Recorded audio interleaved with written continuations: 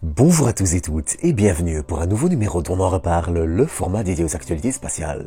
Et encore une fois, ces derniers temps, ce ne sont pas les actualités intéressantes qui y ont manqué. Alors entre Neptune qui change de couleur, enfin c'est compliqué, un atterrisseur lunaire en perdition, une vidéo de chat et encore bien d'autres, l'heure est une nouvelle fois venue, je crois, de s'offrir un petit tour d'horizon des actualités spatiales.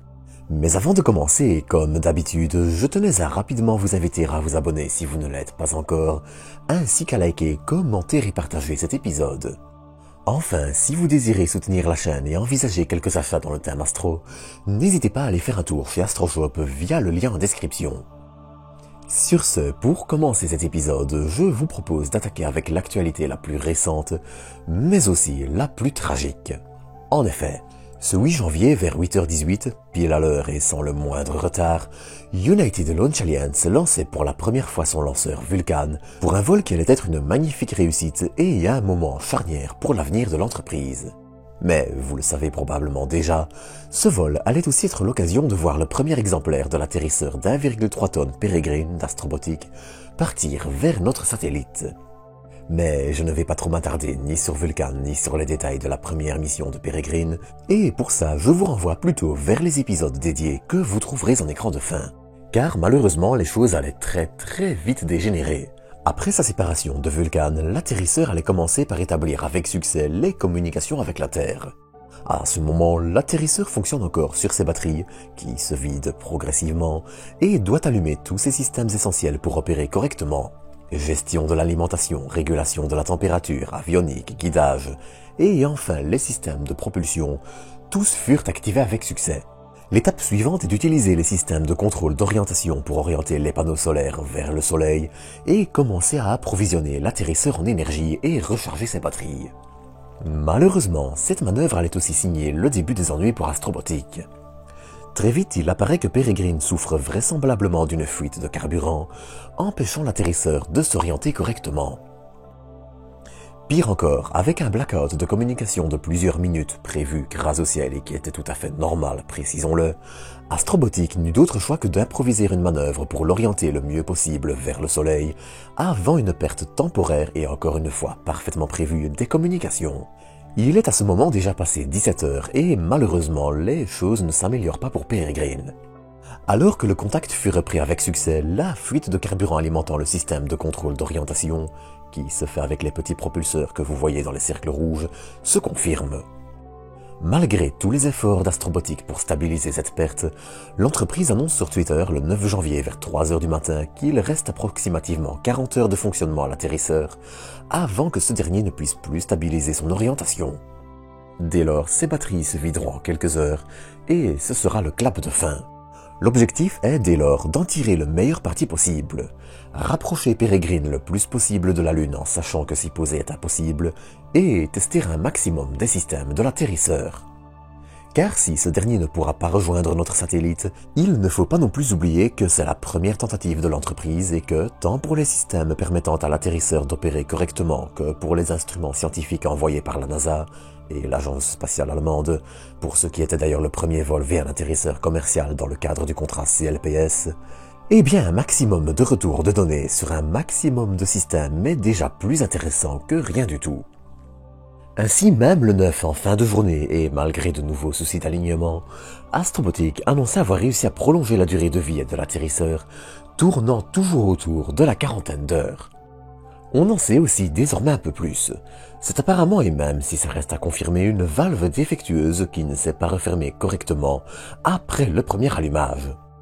Cette valve, qui utilise de l'hélium pour pressuriser un réservoir d'oxydant, a donc continué à faire monter la pression dans le réservoir jusqu'à l'apparition d'une fuite. Il ne reste donc qu'à espérer qu'Astrobotic ait suffisamment de données pour garantir le succès de son second atterrisseur, Griffin, attendu à la fin de l'année. Sur ce, pour la suite des actualités spatiales, je vous propose de rapidement parler d'Uranus et de Neptune.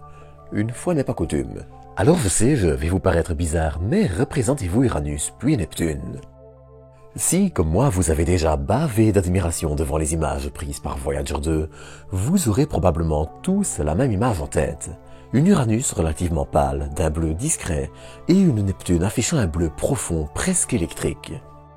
Et si je vous disais que cette image est malheureusement une terrible erreur qui remonte à 40 ans? Et vous allez voir, c'est une histoire assez incroyable. Je ne dirais pas bête, mais honnêtement, les mots me manquent. Depuis de nombreuses années maintenant, et c'est d'ailleurs un sujet que je crois avoir déjà évoqué sur la chaîne, la différence de couleur entre Uranus et Neptune est assez mystérieuse. Bien qu'Uranus ait quelques légères variations saisonnières, Neptune est radicalement différente de sa sœur alors que sa composition et sa taille sont, elles, similaires. Et tout ceci, on le sait grâce aux images de Voyager. En fait, et là je fais une petite digression, mais toujours intéressante, ce qu'il faut savoir c'est que les images transmises par Voyager l'étaient en différentes couleurs. En gros, l'idée est de prendre une photo avec un filtre rouge, un vert et un bleu, puis ensuite de fusionner les trois images pour obtenir une image en couleur. Alors bien sûr, c'est plus compliqué que ça et il y a plein de variations possibles, mais c'est une technique assez courante et encore utilisée en astrophotographie. Mais je digresse. Si, dans le cas d'Uranus, les images publiées ont été traitées de façon à ce que les couleurs soient très proches de ce que l'œil humain verrait, dans le cas de Neptune, à l'époque, sa couleur bleue avait été augmentée pour faire ressortir les détails de son atmosphère et les nuages. Alors je vois les complotistes de fond de tiroir venir. Non, l'idée n'était pas de mentir à la population, mais simplement de mettre des détails en avant. C'était purement esthétique pour aider à mieux la connaître, et il n'y avait aucune mauvaise intention derrière. Vous pouvez donc ravaler vos insultes et retourner chez Mémé. Bref, si au départ cette augmentation de couleur était un fait connu par les scientifiques et mentionné dans les annotations des images grand public, attention, c'est là que vous allez recracher votre banana split, cette distinction a été oubliée avec le temps, les photos ont été considérées comme couleurs réelles, et on s'est cassé la tête pour comprendre. Et puis, ce 4 janvier, la publication d'une nouvelle étude utilisant les données d'Hubble et du Very Large Telescope est venue mettre un grand coup de pied dans la fourmilière, permettant de lever le voile sur cette affaire et confirmer la couleur de la planète bleue. Enfin, blanche. Enfin, vous m'aurez compris. Et si vous trouvez cette histoire rocambolesque, elle l'est. Pour changer de sujet et retourner vers quelque chose de plus sérieux, enfin, on notera aussi que le 18 décembre, la NASA annonçait avoir transmis avec succès une vidéo en utilisant une expérimentation de communication via laser installée à bord de la sonde Psyche. Cette vidéo montrant un chat appartenant à un des employés du Jet Propulsion Laboratory, chat répondant probablement selon sa volonté au nom de Taters, qu'on peut traduire par patate, est surtout importante pour aider à améliorer les vitesses de communication avec de futures missions dans le système solaire. Car alors que les missions robotisées privées et institutionnelles vont se multiplier, la communication avec des débits élevés sera plus qu'essentielle pour éviter de surcharger le Deep Space Network, le réseau qui gère la communication avec des engins aux quatre coins du système solaire. Et c'est un premier pas intéressant qui a été franchi. Enfin, dans un autre sujet, on notera aussi le lancement réussi de la mission Einstein Probe, partenariat entre les agences spatiales chinoises et européennes. Le télescope, spécialisé dans les rayons X et doté d'un instrument grand champ pour détecter de nouvelles sources et d'un plus spécialisé pour les étudier, permettra d'observer en permanence une partie du ciel pendant au moins 3 ans pour sa mission primaire. Il permettra ainsi d'étudier entre autres les étoiles à neutrons et les trous noirs avalant de grandes quantités de matière.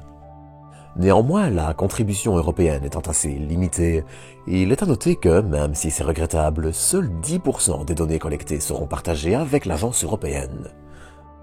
Enfin, on notera aussi une nouvelle annonce du calendrier d'Artemis.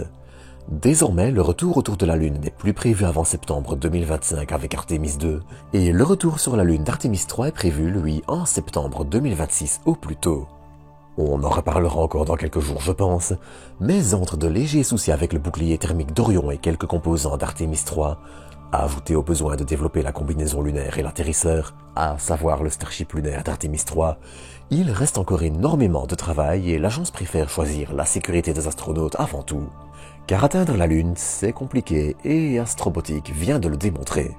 Sur ce, c'est ici que je vais vous quitter pour aujourd'hui. Prenez soin de vous, prenez soin des autres, bonne année et à très bientôt pour de nouvelles doses d'espace.